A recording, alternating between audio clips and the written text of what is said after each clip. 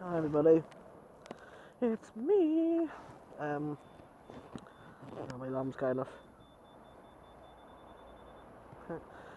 Yeah, I'm doing a vlog.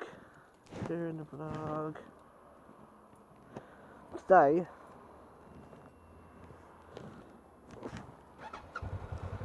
it's been about a month now since I've got my full license, unrestricted. But yeah, I thought, because I've only got my Mod 1 on there, I share my thoughts about doing a Module 2.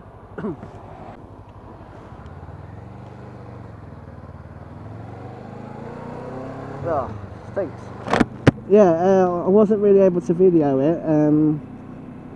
I could have done, and I did, but it was very difficult because there was someone else with us, as well as the instructor, and I didn't have his permission really, and I didn't want to point the camera at him if he's riding wasn't so good or anything like that. So I just feel it would have been unfair. So I didn't bother. I just didn't think it was really worth it in the end. Plus, it's just riding around like this. So I just thought I'll share my experiences, tell you what to expect when you do your Module 2. So give you some sort of insight. What I done it on a Friday, I think it was, and then my Module 2 was on a Sunday, I think, or a Monday. No, yeah, whatever. What you do, it's just like your CBT, but it's a bit more advanced. You go out with the instructor and you do a bit of riding. It is really just an advanced CBT.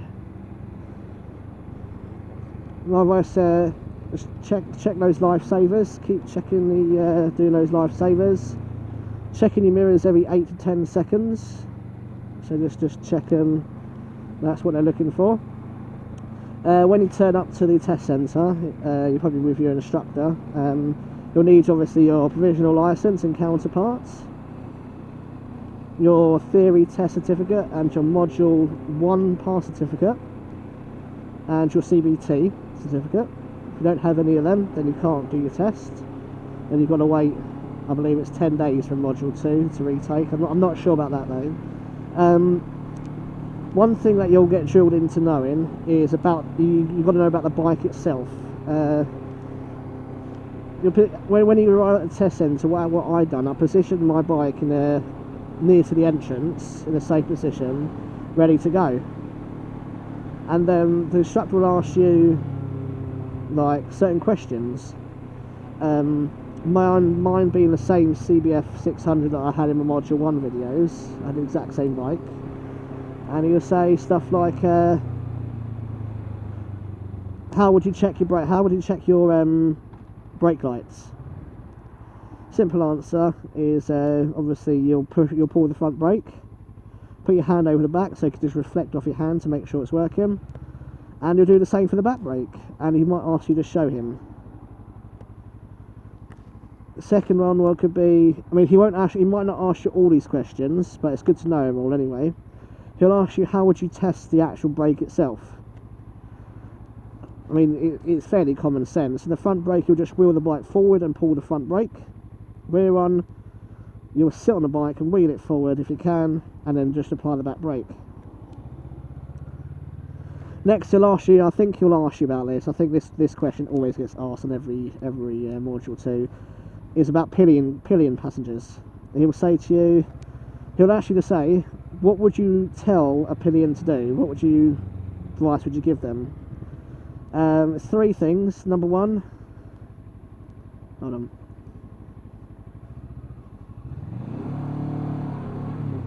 Number 1, lean with me. It's always good. I mean, I've never had a pillion, so I don't know whether that would work.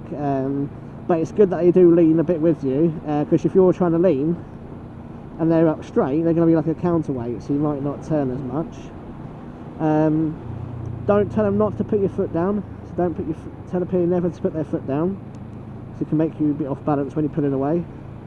And get on the bike when you tell them to once you're on it. because you need to be on it and both feet on the ground to balance the bike, to support him. And that's pretty much it. He'll then ask you what will be affected by pillion passengers, and he'll say it's 3 simple things: steering, acceleration, basically handling, acceleration and braking. Steering because of he'll be on your bike. Acceleration is because your bike's more low down, so it might take a bit longer to accelerate. Braking, you'll need more braking power, well, more distance in braking. So treat it like when you're carrying passenger, what I've been told is to treat it like you're riding on the wet road. That's if it's dry. And this is that way, it should be fine. It'll also ask you what would possibly need adjusting when you're carrying a pillion passenger. Rear shocks, tyres, and one that a lot of people tend to forget is the headlight. Because when the passenger's on the back, your front end lifts up a bit. So it's probably never the case that you would have to ever adjust your headlight, but it's always good to know. So yeah, those are the sort of things he'll ask you. He might ask you, how would you check your oil level on your bike? Now be careful with this, because not all bikes have dipsticks. My CBF 600 didn't, and this doesn't, I don't think. You actually have to check through a glass. There's a little window in there where the oil is.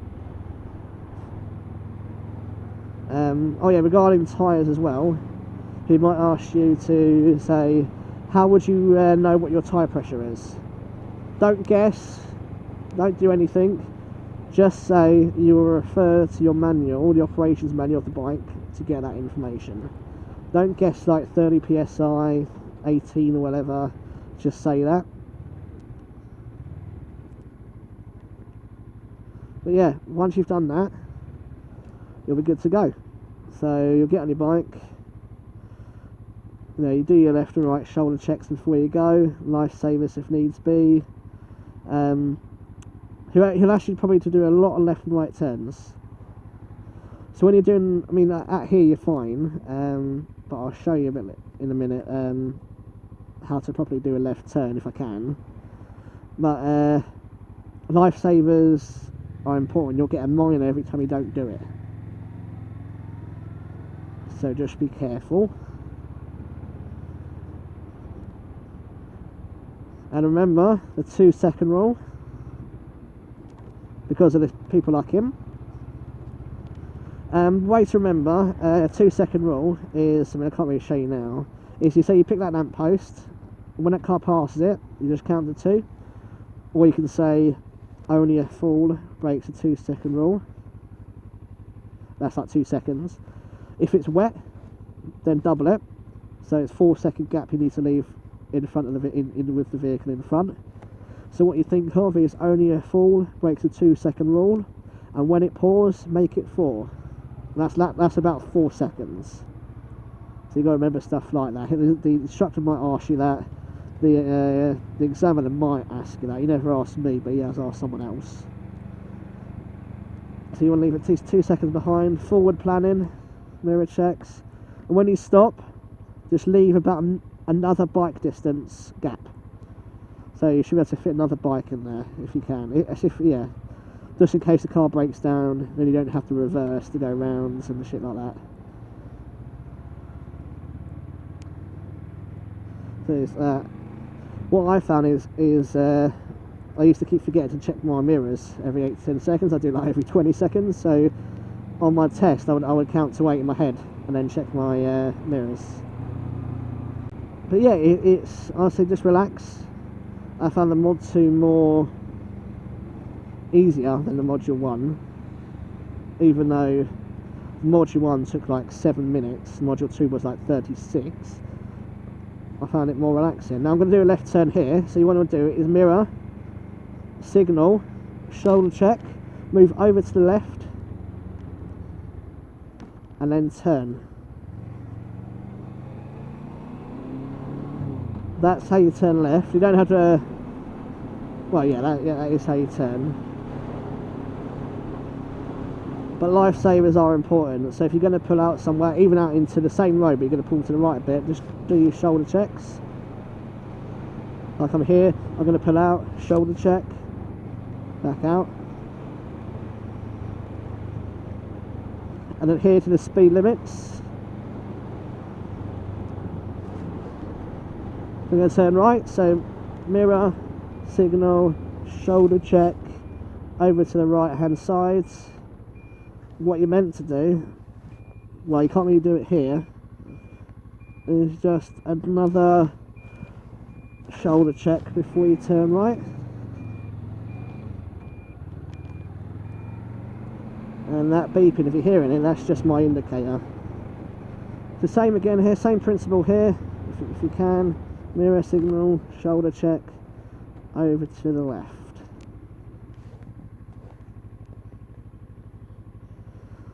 The reason for that is it stops people from undertaking you, like cyclists, and it allows people to go round if they're turning right. See, I'm over to the left. No one, only a stupid cyclist will try to undertake me now.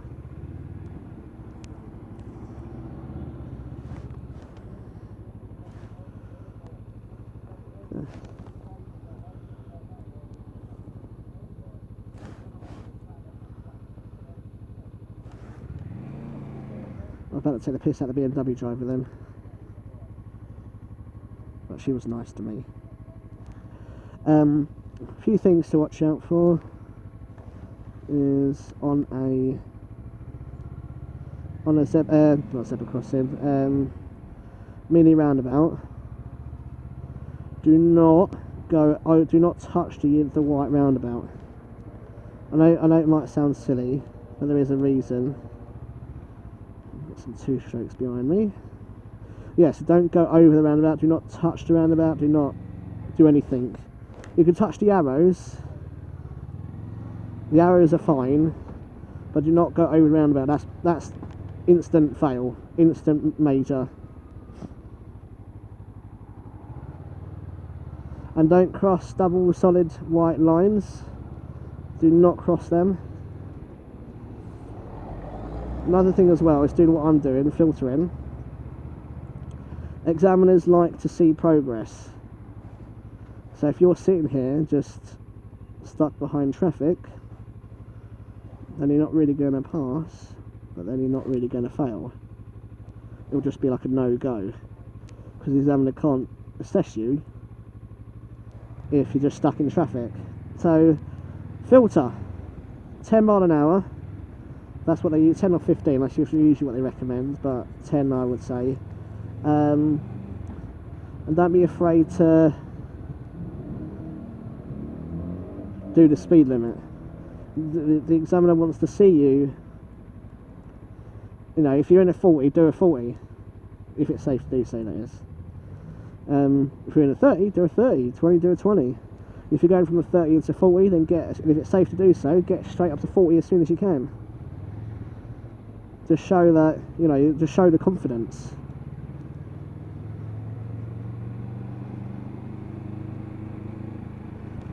So yeah, you have your earpiece with the examiner, so he'll follow you. But I say don't panic. It really is not that bad. It really isn't. I mean, I got 0 faults on my module 1 and my module 2,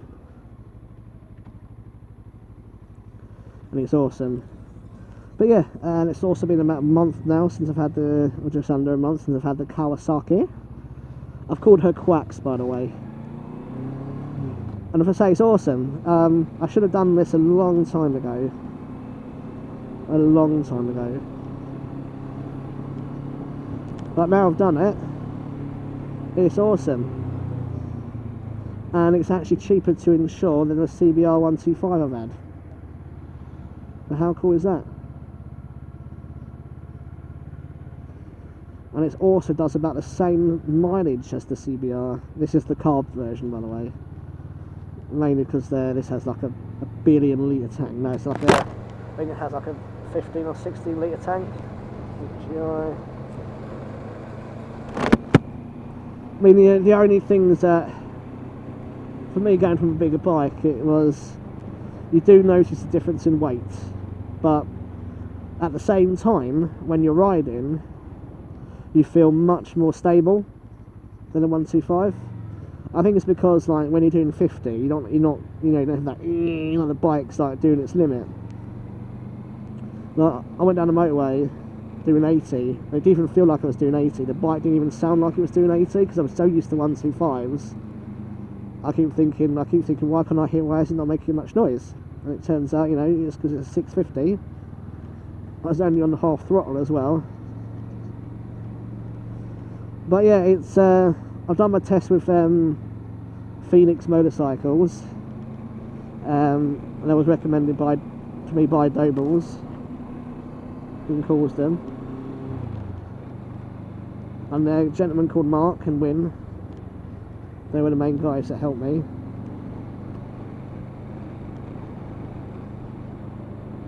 But yeah, don't be shy. Just take the tips. Listen to the instructor.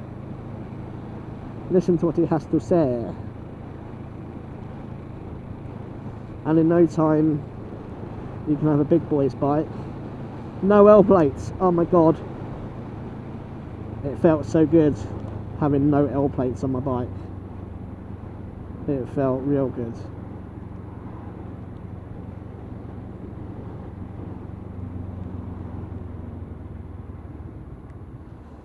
It's just knowing that I can ride any bike I want. Still would not ride a 50cc though. Never touch a 50. Pointless vehicles. That's just my opinion.